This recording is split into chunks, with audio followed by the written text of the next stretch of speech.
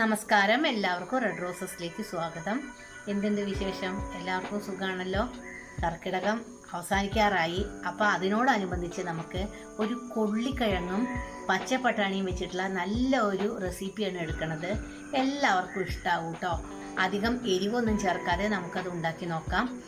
Starch നല്ല അടങ്ങിയിട്ടുള്ളതാണ് കൊള്ളി, അതായത് കാർബോഹൈഡ്രേറ്റ് ആണ് കൊള്ളിയിൽ നല്ല അടങ്ങിയിട്ടുള്ളത്. അപ്പം നമുക്ക് നല്ല ക്ഷീണമൊക്കെ ഉള്ള സമയത്ത് കൊള്ളിക്കിഴങ്ങ് കഴിച്ചാൽ നമ്മുടെ ക്ഷീണമൊക്കെ മാറിക്കിട്ടും. അപ്പോൾ നമുക്ക് വേഗം സമയം കളയാതെ അതൊന്ന് ഉണ്ടാക്കി നോക്കിയാലോ. ഇത് ഉണ്ടാക്കുന്നതിന് മുമ്പ് ഞാൻ നിങ്ങളോട് ഒരു സജഷൻ പറയുകയാണ്. നമ്മളുടെ പച്ചപ്പട്ടാണി തലേ ദിവസം വെള്ളത്തിലിടണം, അല്ലെങ്കിൽ വേവില്ല കേട്ടോ. അപ്പോൾ നമുക്ക് വേഗം ഉണ്ടാക്കാം. ഗ്രീൻ പീസും കൊള്ളിയും പിന്നെ ഒരു സവാള ചെറുതായി അരിഞ്ഞത്, ഒരു 3 പച്ചമുളക്, കുറച്ച് ഇഞ്ചി, കറിവേപ്പില. ഇത് തേങ്ങാപ്പാലിൽ വേവിച്ച ഒരു സ്റ്റൂ ആണ് ഞാൻ ഉണ്ടാക്കുന്നത്. നല്ല ടേസ്റ്റാണ് കേട്ടോ. അപ്പം നമുക്ക് ഈ ഗ്രീൻ പീസിലേക്ക് ഈ കൊള്ളി മുറിച്ചത് ഇട്ട് കൊടുക്കാം. ഇഞ്ചി, പച്ചമുളക്, സവാള, കറിവേപ്പില ഇതെല്ലാം കൂടി അങ്ങോട്ടേ ഇട്ട് കൊടുത്തിട്ടേ കുറച്ച് വെള്ളമൊഴിച്ച് വേവിക്കാം. ഇപ്പം തേങ്ങാപ്പാലിൽ വേവിക്കണ്ട കേട്ടോ. അതിൻ്റെ കാരണം എന്താ ഞാൻ പറഞ്ഞുതരാം. ഇപ്പം നമുക്ക് വെള്ളം ഒഴിച്ചിട്ട് മാത്രമേ വേവിക്കാവൂ. ഈ ഗ്രീൻ പീസിൻ്റെ അടിയിൽ കുറച്ച് വെള്ളമുണ്ട്, അതിൽ കൂടെ നമുക്ക് കുറച്ചും കൂടിയും വെള്ളം ഒഴിക്കാം. അതിന് മുമ്പ് കുറച്ച് ഗരം മസാലയുടെ ഒരു പൊടി നമുക്ക് ഇട്ട് കൊടുക്കാം. ഇത് മാത്രമേ ഇതിൽ ഇടണുള്ളൂ കേട്ടോ. ഇതിലേക്ക് നമുക്ക് കുറച്ച് വെള്ളം ഒഴിച്ചു കൊടുക്കാം. ഇത് അടച്ച് വെച്ച്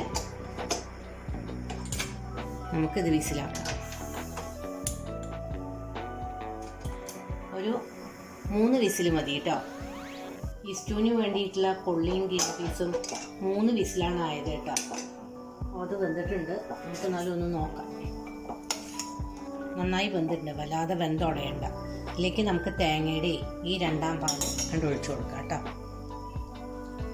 ഉപ്പിട്ട് കൊടുക്കാം. എന്താണ് വെള്ളത്തിൽ വേവിക്കണം എന്ന് പറഞ്ഞത് എന്ന് മനസ്സിലായോ? തേങ്ങയുടെ 2ാം പാലിൽ വേവിക്കുമ്പോൾ 2ാം പാലാണ്ട് പിരിയും. കറി കാണാൻ തന്നെ ഒരു രസം ഉണ്ടാവില്ല, ടേസ്റ്റ് കുറയുകയും ചെയ്യും. അതാണ് വെള്ളത്തിൽ വേവിച്ചതിന് ശേഷം 2ാം പാൽ ഒഴിച്ചാൽ മതി. ഫ്ലെയിം കുറച്ച് വെച്ചാൽ മതി എന്ന് പറയുന്നത്. എപ്പോഴും ഫ്ലെയിം കുറച്ച് വെച്ചാൽ മതി. സ്റ്റൂവിന് വേണ്ടിയിട്ടേ നമുക്ക് നല്ലൊരു വെള്ളപ്പം ഞാൻ ഉണ്ടാക്കുന്നുണ്ട് കേട്ടോ. കണ്ടോ, നല്ല അടിപൊളി വെള്ളപ്പം. അപ്പോൾ നമുക്ക് ഇത് കൂട്ടിയിട്ടാണ് സ്റ്റൂ കഴിക്കാം. അപ്പോൾ നമ്മുടെ 2ാം പാലൊക്കെ നന്നായി തിളച്ചു, നല്ല യോജിപ്പായി. ഇതിലേക്ക് തേങ്ങയുടെ 1ാം പാലാണ്ട് ഒഴിച്ചു കൊടുക്കാം. നല്ല കട്ടി തേങ്ങാപ്പാൽ. കരിവേപ്പിൻ്റെ ഇല ഇട്ട് കൊടുക്കാം കേട്ടോ. നല്ല തളിര് കരിവേപ്പിൻ്റെ ഇല. ചെറിയൊരു തിള വരിക, ഓഫ് ചെയ്യുക. വേണമെങ്കിൽ നിങ്ങൾക്ക് ഇതിൽ ചെറിയ ഉള്ളി വറുത്തിടാം, അല്ലെങ്കിൽ കുറച്ച് വെളിച്ചെണ്ണയൊക്കെ ഒഴിക്കാം. പക്ഷെ നമ്മൾ ചേർക്കണില്ല, തേങ്ങാപ്പാൽ വെളിച്ചെണ്ണയാണ്. പണ്ട് അമ്മ എന്നോട് പറയും, തേങ്ങാപ്പാൽ നന്നായിട്ട് തിളക്കുകയാണെങ്കിൽ നമ്മളുടെ തേങ്ങാപ്പിണ്ണാക്കിൻ്റെ ഒരു മണവും ടേസ്റ്റും വരും. അതാണ് അത്ര തേങ്ങാപ്പാൽ തിളക്കേണ്ടെന്ന് പറയണത്. നമ്മളുടെ കൊള്ളിയും ഗ്രീൻ പീസും സവാളയും കൂടിയുള്ള സ്റ്റൂടെ റെഡിയായി. വളരെ സിമ്പിളാണ്.